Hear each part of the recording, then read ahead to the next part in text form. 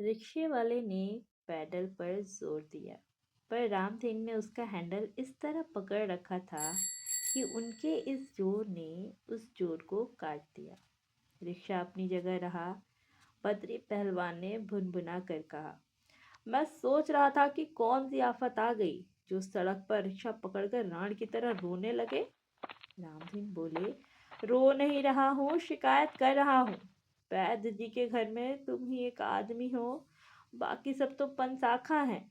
इसीलिए तुमसे कह रहा हूँ, एक चिट्ठी आई है जिसमें डकैतों ने मुझसे 50,000 रुपया मांगा है।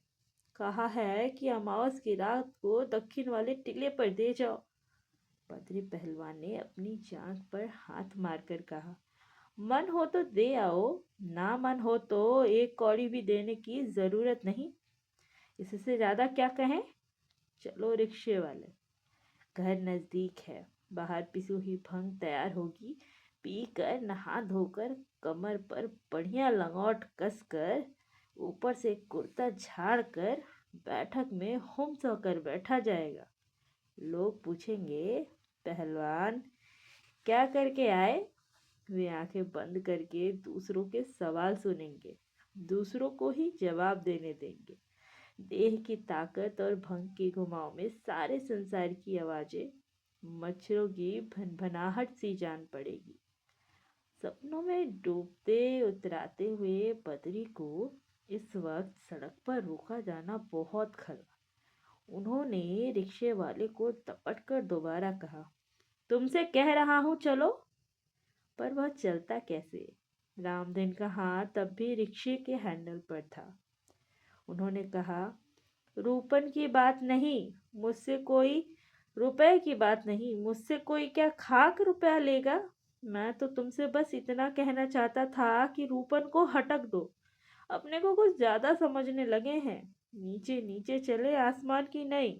बद्री पहलवान अपनी जांघों पर जोर लगाकर रिक्शे से नीचे उतर पड़े। रामधन को पकड़कर रिक्शे वाले से कुछ दूर ले गए और बोले, क्यों अपनी जबान खराब करने जा रहे हो। क्या किया है रूपन ने। रामधन ने कहा, मेरे यहाँ यह डाके वाली चिट्ठी रूपन ने ही भिजवाई है। मेरे पास इसका सबूत है। पहलवान भुनभुनाए, 2-4 दिन के लिए बाहर निकलना मुश्किल है। उधर मैं गया, इधर यह चोचला खड़ा हो गया। कुछ सोच कर बोले, तुम्हारे पास सबूत है तो फिर घबराने की कौन सी बात। रामधन को अभयदान देते हुए उन्होंने जोर से कहा, तो फिर तुम्हारे यहाँ डाका वाका ना पड़ेगा। जाओ चैन से सो। रूपन डाका नहीं डालते, लौंडे हैं, मस्खरी की होगी। रामधन कुछ तीखेपन से बोले, सो तो मैं भी जानता हूँ रूपन ने मस्खरी की है, पर यह मस्खरी भी कोई मस्खरी है। बद्री पहलवान ने सहमति प्रकट की। कहा, तुम ठीक कहते हो, टुकाची ढंग की मस्खरी है। सड़क पर एक ट्रक तेजी से आ रहा था। उसकी रोशनी में आंखें झिलमिलाते हुए बद्री ने रिक्शे वाले से कहा, रिक्शा किनारे करो, सड़क तुम्हारे बाप की नहीं है। रामधन बद्री के स्वभाव को जानते थे। इस तरह की बात सुनकर बोले, नाराज होने की बात नहीं है पहलवान, पर सोचो यह भी कोई बात हुई।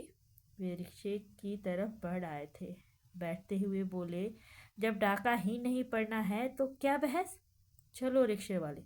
चलते चलते उन्होंने कहा, रूपन को समझा दूंगा, यह बात ठीक नहीं है। रामधन ने पीछे से आवाज ऊंची करके कहा, उसने मेरे यहाँ डाका पड़ने की चिट्ठी भेजी है और इस पर तुम उसे सिर्फ समझाओगे। यह समझाने की नहीं, जुतियाने की बात है। रिक्शा चल दिया था। पहलवान ने बिना सिर घुमाए जवाब दिया, बहुत बुरा लगा